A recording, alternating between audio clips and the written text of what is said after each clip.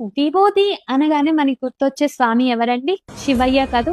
మరి విభూతి బంగారం కన్నా గొప్పది అని మీకు తెలుసా?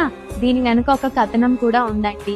పార్వతీదేవికి విహారానికి వెళ్ళడానికి ఒకసారి తాము ధరించడానికి బంగారం లేదని చెప్పేసి శివుడి దగ్గరికి వెళ్తారంట. శివుడు కొంచెం విభూతిని తీసుకొని పార్వతీదేవికి ఇచ్చి, ఇది తీసుకొని నువ్వు కుబేరుడి వద్దకు వెళ్ళు, దీనికి ఎంత బంగారం వస్తుందో ఆ బంగారం నీకు తీసుకొని ధరించు అని చెప్పి అంటారంట. సరే అని పార్వతీదేవి కుబేరుడి వద్దకు వెళ్ళి ఆ విభూతిని ఇస్తారంట. కుబేరుల వారు దాన్ని బ్యాలెన్స్ లో వేసి ఒక పక్క విభూతిని, ఇంకో పక్క తమ దగ్గర ఉన్న బంగారాన్ని వేస్తూ ఉంటారంట. అసలు ఎంత బంగారం వేసినా విభూతికి సరితూగదంట. వేస్తూనే ఉంటారంట, ఇది మాత్రం సరితూగట్లేదంట. ఇద్దరు ఆశ్చర్యపోతారంట. కుబేరుల వారి దగ్గర ఉన్న బంగారం మొత్తం అయిపోయిందంట, కానీ విభూతికి సరితూగలేరంట. కుబేరుల వారు ఆశ్చర్యపోయారు, పార్వతమ్మ ఆశ్చర్యపోయింది. అసలు విభూతి ధరించిన వ్యక్తికి ఒక ఆభరణం అవసరం అంటారా? ఎంత గొప్పదో కదా మన విభూతి. ఓం నమః శివాయ.